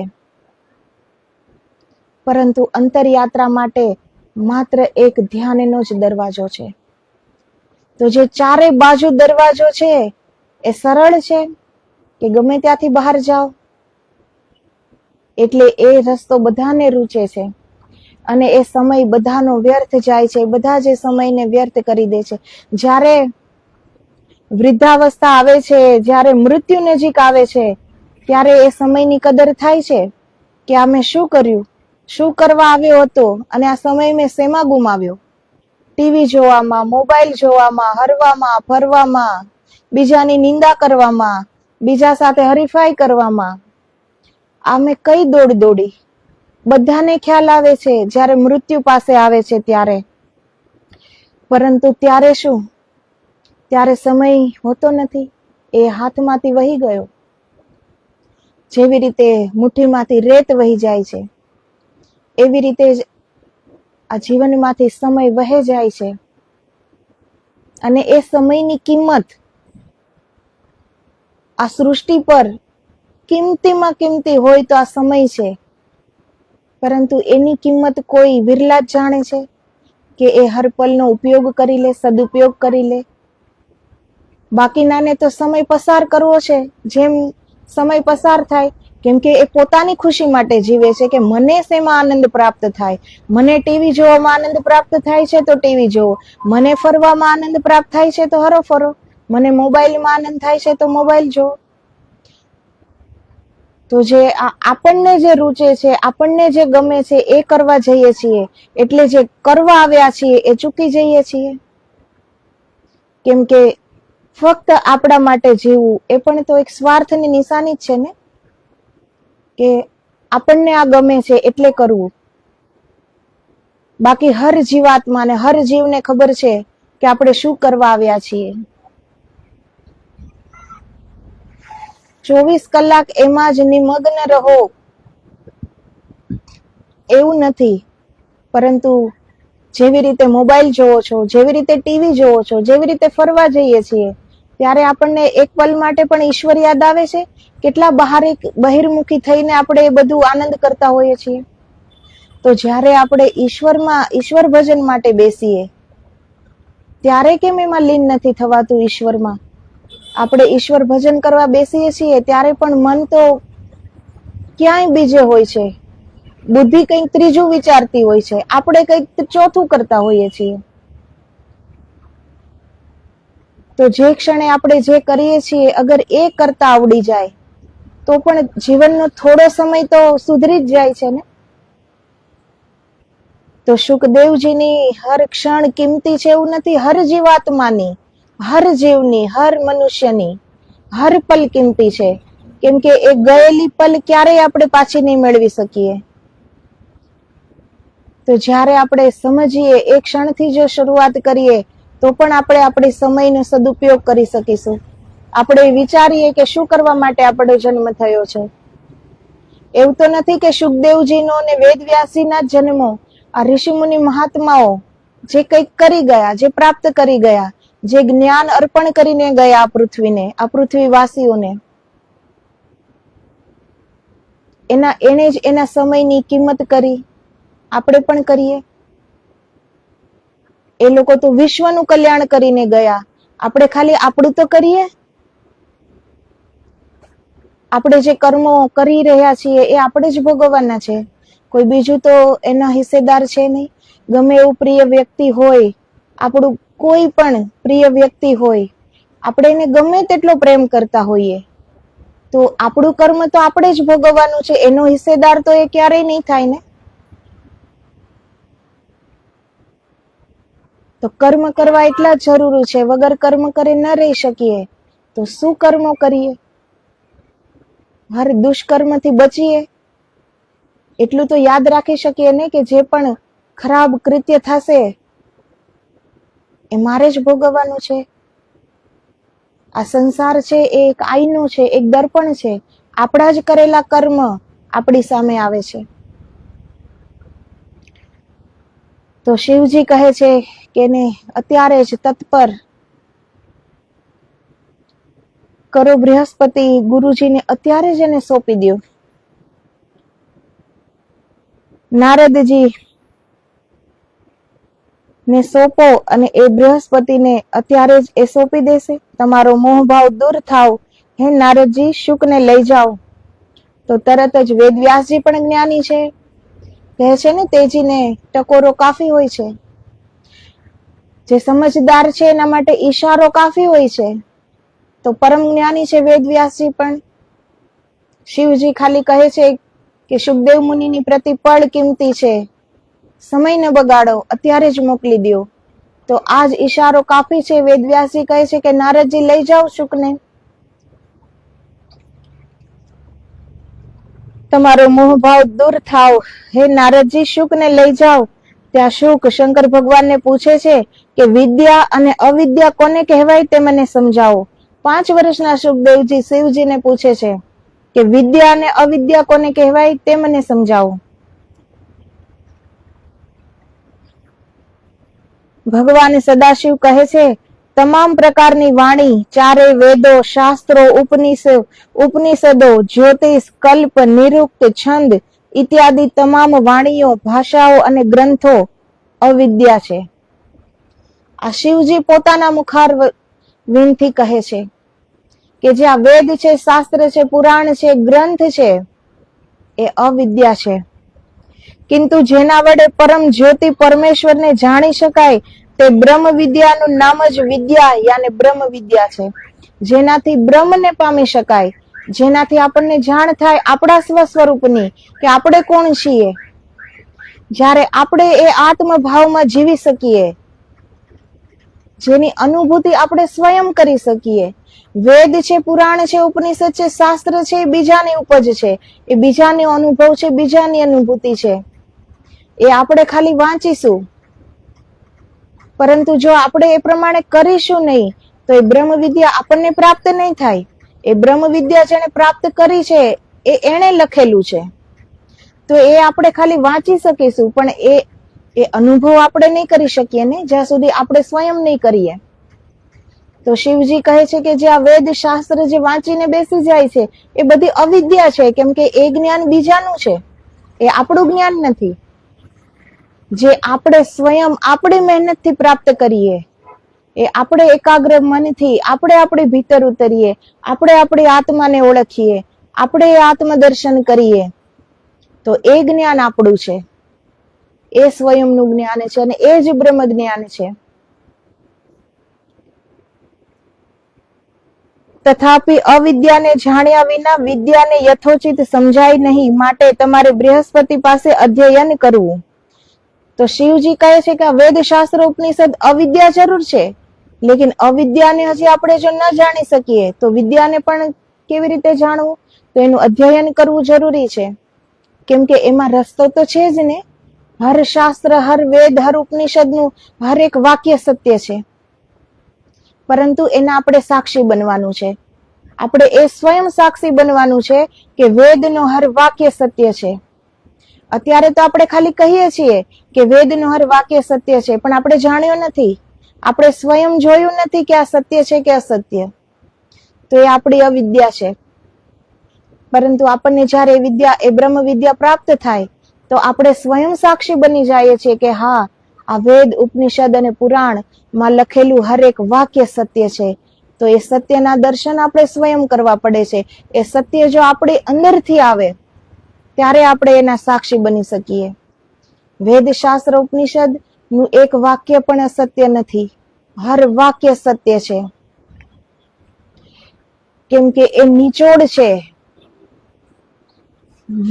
વેદ વ્યાસજીએ જ્યારે એની રચના કરી છે તો એ ત્રિકાળ જ્ઞાતા છે, હર બ્રહ્મ જ્ઞાન એની પાસે છે, હર પ્રકારનું જ્ઞાન એની પાસે છે, અનુભૂતિ છે, સ્વયંની અનુભૂતિ છે. ત્યારે જ એણે વેદની રચના કરી છે, ત્યારે જ એણે ગ્રંથોની રચના કરી છે, પરંતુ એ જ્ઞાન વેદ વ્યાસજીનું છે, આપણું નહીં. તો જ્યારે આપણે સ્વયં મહેનત કરીને અંદર ઉતરીશું અને એ જાણીશું, ત્યારે આપણે સ્વયં સાક્ષી બની જાશું કે હા, આ જ્ઞાન સાચું છે, આ વેદ સત્ય છે, એ સત્ય કહે છે, હરેક શબ્દ સત્ય છે, હરેક વાક્ય સત્ય છે. તો બૃહસ્પતિ પાસે અધ્યયન કરવું ઉચિત છે.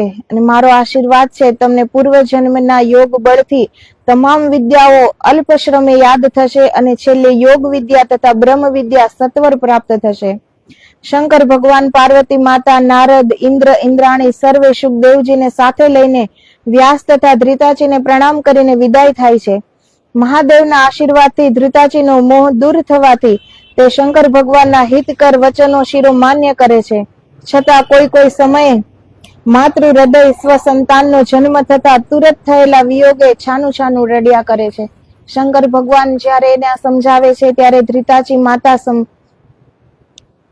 શિરોમાન્ય રાખે છે આ વચન, પરંતુ માનું હૃદય છે ને. હજી સુખદેવજીનો જન્મ થયો છે અને તત્ક્ષણ વિયોગ થયો છે, એટલે માનું હૃદય છાનું છાનું રડે છે.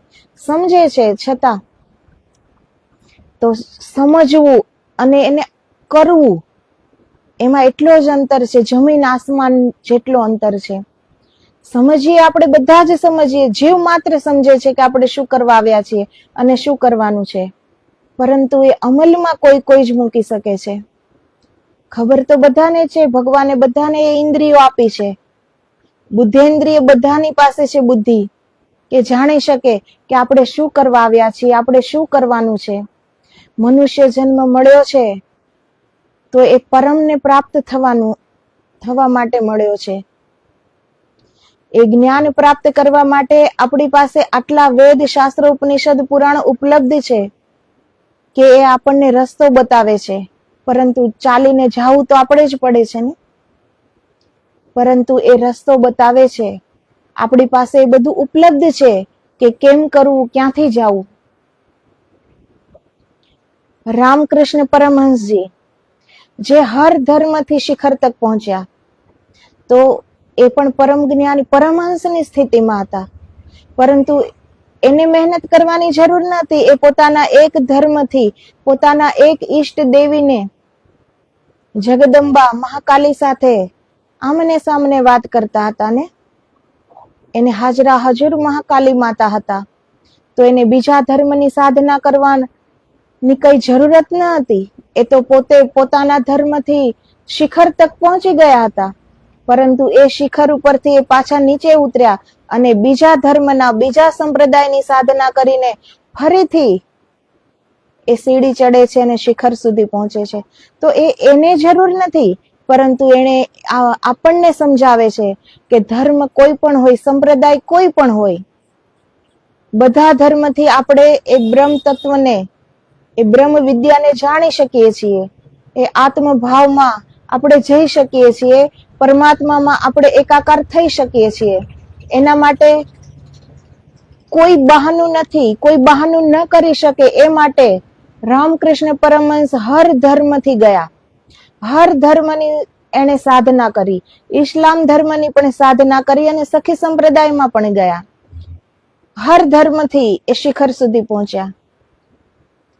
તો આપણે જે આ બહાનું કરીએ છીએ કે આ ધર્મમાં હું આ કરું છું અને હજી કઈ પ્રાપ્તિ નથી થઈ, તો આપણે બીજો ધર્મ અપનાવીએ છીએ. બીજામાં કઈ પ્રાપ્ત ન થાય તો ત્રીજો અપનાવીએ છીએ, કેમ કે આપણે કરવું નથી. જેને કરવું છે એના માટે એક જ રસ્તો છે. એના માટે ધર્મના કોઈ ભેદ નથી કે આ ધર્મ આ કહે છે ને આ ધર્મ આ કહે છે. ધર્મ અને સંપ્રદાય જેટલું વાંચશો એટલું જ ઉલજી જાશો. હર ધર્મ ને મોટી મોટી ગ્રંથો લખાયેલી છે, કેટલું વાંચશો, કેટલું સમજશો. એક જન્મમાં કેટલું વાંચશો, કેટલું સમજશો, તો કરશો ક્યારે? તો દુનિયામાં હર એક સારી વાત કહેવાઈ ચૂકી છે.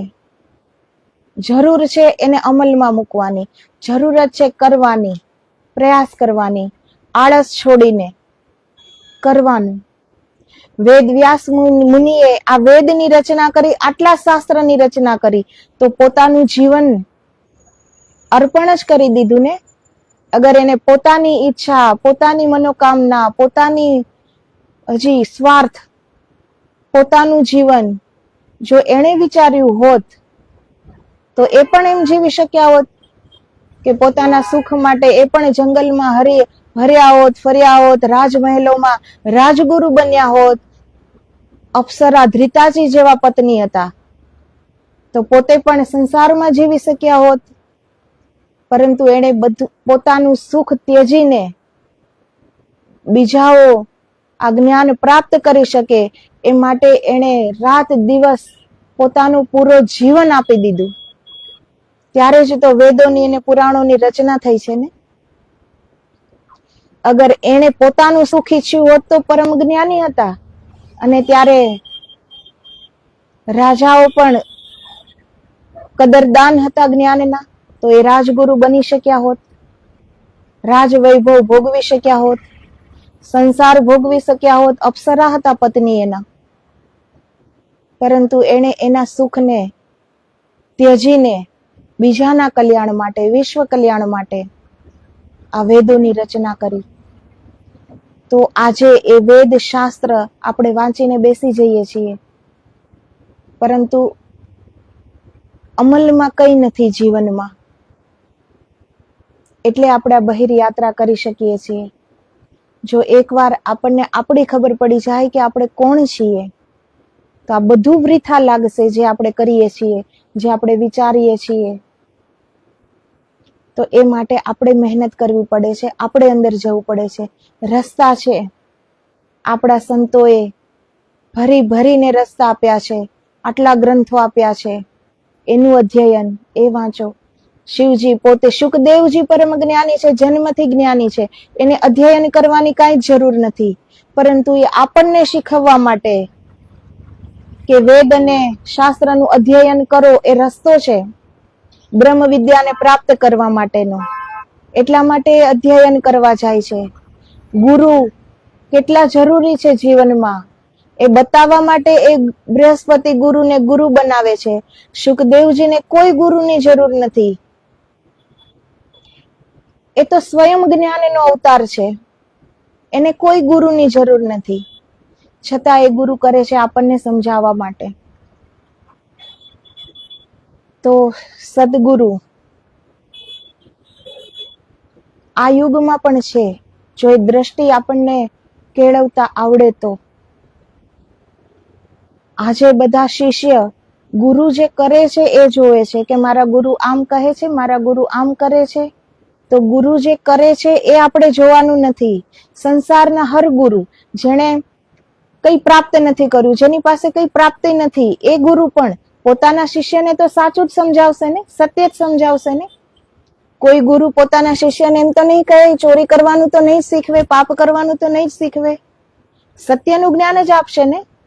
ભલે એને સ્વયં સત્યના દર્શન ન પણ કર્યા હોય, ગુરુએ સ્વયં સત્યના દર્શન ન પણ કર્યા હોય, પરંતુ એ શિષ્યને તો સત્યનો જ માર્ગ બતાવશે ને. તો પછી એ આપણી ફરજ છે કે એ રસ્તે ચાલવું અને કંઈક પ્રાપ્ત કરવું. અગર પ્રાપ્ત નથી કરી શક્યા તો એમાં આપણી ભૂલ છે, એમાં ગુરુની ભૂલ નથી. એણે તો સહી રસ્તો બતાવ્યો. અગર ગિરનારના શિખર પર જવું છે તો બતાવવા વાળા છે કે ગિરનાર ભવનાથ તળેટીમાં આવેલો છે, એ બતાવવા વાળા તો અસંખ્ય છે કે ગિરનાર એ તળેટીમાં આવેલો છે, પરંતુ શિખર પર પહોંચવું હોય તો ચડવું તો આપણે જ પડે ને. એ તો આપણે આપણા જ પગથી જવાય ને. એ પગ તો કઈ આપણે સદગુરુના લઈને ન જવાય. તો દુનિયાના હર ગુરુ, જો આપણે એમ કહીએ કે અમારા ગુરુએ અમને હજી કઈ સમજાવ્યું નથી એટલે કઈ પ્રાપ્ત નથી કરી શક્યા, તો એ બહાનું છે. હર ગુરુ પોતે સત્યને પ્રાપ્ત ન પણ કરી શક્યા હોય, પણ શિષ્યને કઈ ન સમજાવે, કઈ ન શીખવે તો મંત્ર તો આપે જ છે ને. અને મંત્રને આધીન દેવતા છે જ. એ મંત્રથી આપણે ક્યાં પહોંચવું એ આપણી ઉપર છે.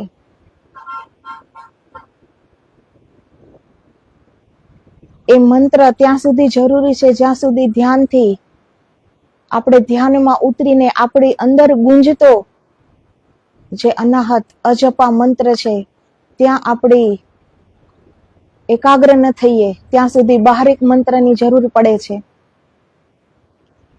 તો દરેક ગુરુ મંત્ર તો આપે જ છે ને, ભલે કઈ ન સમજાવે, કઈ ન કહે, તો મંત્ર તો સત્ય જ છે ને.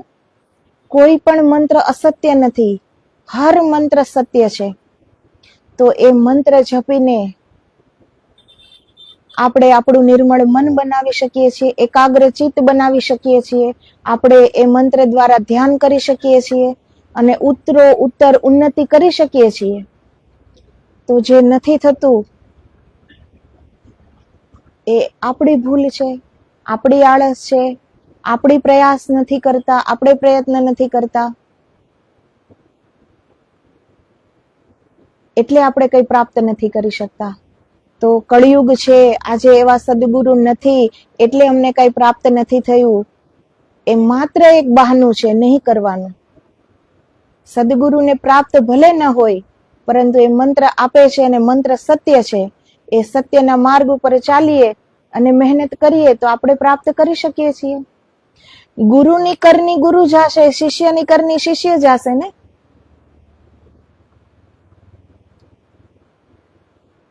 કર્મ તો પોતપોતાનું છે ને. ગમે તેવા મહાન ગુરુ હોય,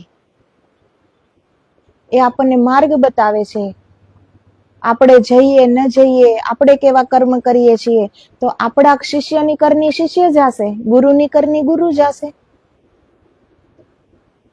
ત્યાં તો કોઈ એ માયા, એ મોહ એ છે નહીં કે ભાઈ આ મારા ગુરુ છે તો હું સાથે જ જઈશ. ત્યાં તો ન્યાય છે, તટસ્થ ન્યાય છે. ગુરુની કરની ગુરુ જાશે, શિષ્યની કરની શિષ્ય જાશે. અગર એ પાત્ર નથી, હજી આપણે એ પાત્ર નહીં બનીએ, કાબિલ નહીં બનીએ, અને ગુરુ સદગુરુ એની પ્રાપ્તિ છે, તો એ જ્યાં જશે ત્યાં શિષ્ય નહીં જાય, કેમ કે શિષ્યનું કર્મ અલગ છે. તો સૌની કરની સૌ જશે. તો પછી આપણે બધું જ કેમ સદગુરુ પર છોડી દઈએ છીએ કે મારા ગુરુએ મને કંઈ સમજાવ્યું નથી એટલે હજી કંઈ પ્રાપ્ત કરી શક્યા નથી, મારા ગુરુએ આમ કીધું છે, મારા ગુરુએ આમ કીધું છે, મારા ગુરુ આમ કરે છે. તો ગુરુ કરે છે એ નથી જોવાનું, કે ગુરુ શું કરે છે એ જોવાનું આપણો કોઈ હક નથી. ગુરુએ શું આપ્યું આપણને, શું મંત્ર આપ્યો, હવે એ મંત્રને જગાવવાનું એ આપણી ઉપર છે. એ મંત્ર આપણે કઈ રીતે ઉપયોગમાં લઈએ છીએ, એ મંત્રથી આપણે કેટલું ધ્યાન કરી શકીએ છીએ, કેટલા જપ કરી શકીએ છીએ, કેટલા એકાગ્ર થઈ શકીએ છીએ, એ આપણા ઉપર છે.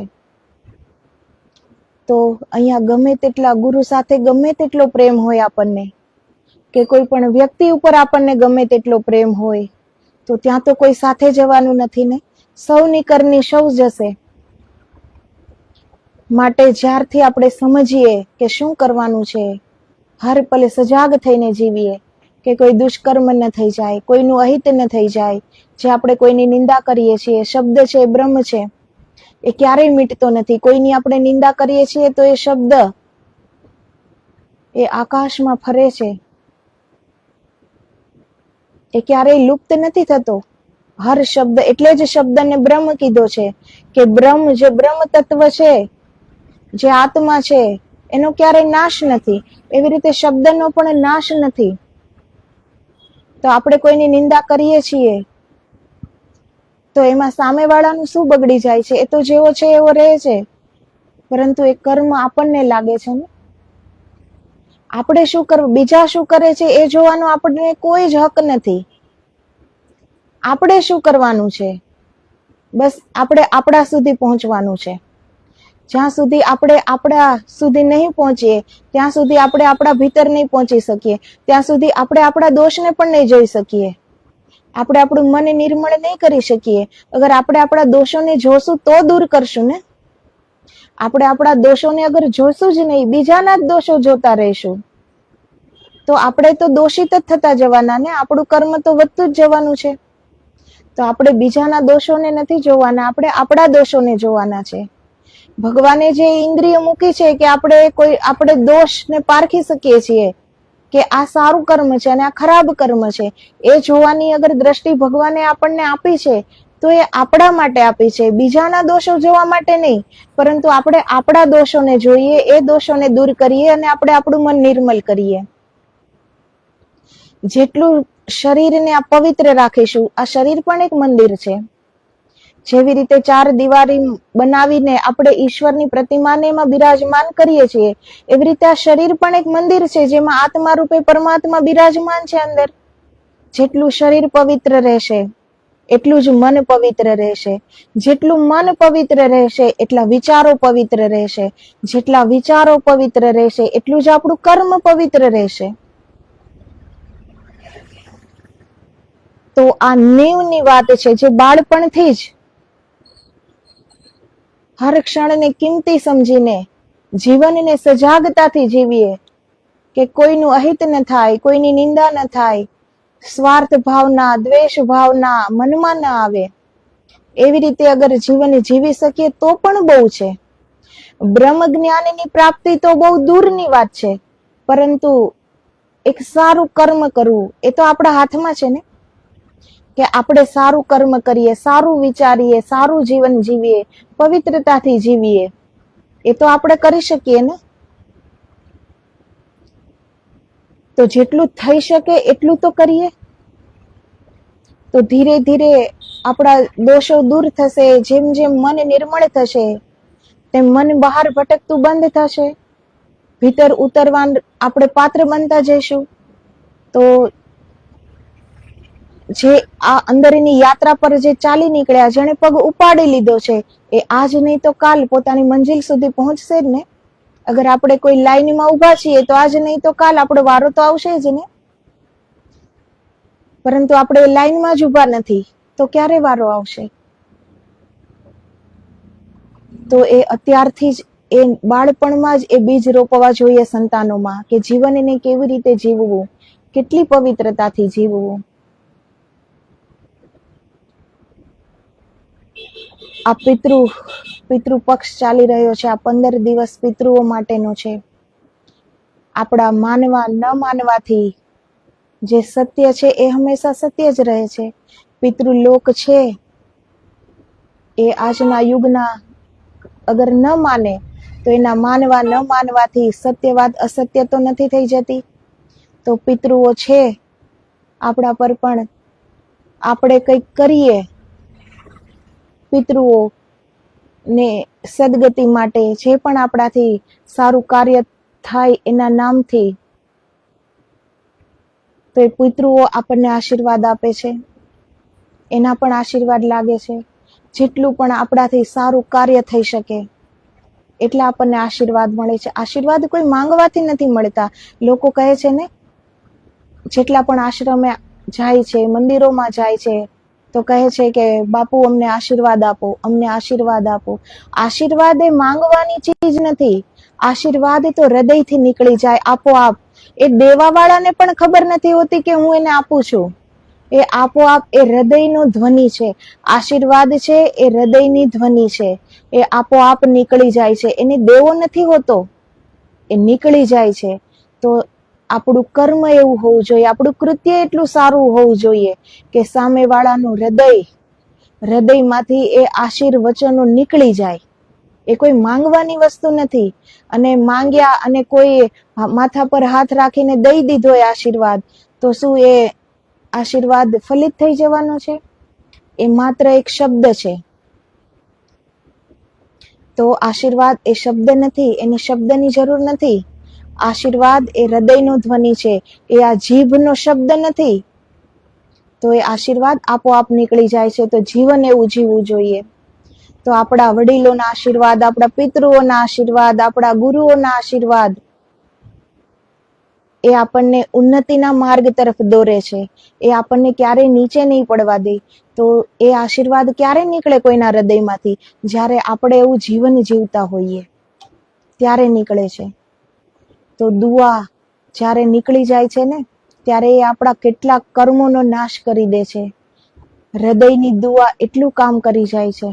તો એ પ્રમાણે આપણે આપણું જીવન હોવું જોઈએ, એટલું પાવન, એટલું પવિત્ર. જેવી રીતે ક્યાંય ગંદકીનો ઢેર પડ્યો છે, ત્યાં આપણે જઈને બેસીએ છીએ ગંદકી ઉપર, તો આપણામાં પણ જેટલો અપવિત્ર હશે, આપણા વિચારો અપવિત્ર હશે, આપણી અંદર રાગ, દ્વેષ, સ્વાર્થ, ઈર્ષ્યા હજી બધું ભર્યું પડેલું હશે, ત્યાં સુધી ઈશ્વર આપણી પર કરુણા કેવી રીતે કરે? તો એ બધું જ્યારે દૂર થાય છે ત્યારે પરમાત્મા તો આપણી અંદર જ છે. તો આપણા જે આ પડદા, દોષરૂપી પડદા છે, એને આપણે દૂર કરીશું તો એ આત્મદર્શન આપણે પણ કરી શકીશું. આજ નહીં તો કાલ થશે.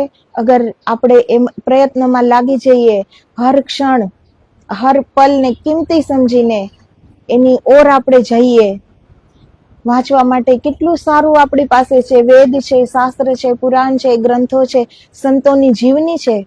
કઈ વાંચવાનું મન થાય તો સારું વાંચીએ, સારા વિચાર કરીએ, સારું જોઈએ, તો જીવન સારું જ થઈ જશે. તો શુકદેવ મુનિ જ્યારે ગુરુ બૃહસ્પતિ પાસે અધ્યયન કરવા જાય છે, એ આપણે હવે કાલના વિડીયોમાં કરીશું. આ ભાગવત છે જે આપણે આ 15 દિવસમાં પૂરું કરીશું. શુકદેવજી મુનિના મુખેથી નીકળેલા આ વચનો છે, આ શબ્દો છે. તો એ આપણે આ 15 દિવસ શરૂ રાખીશું. તો આજે બસ આટલું.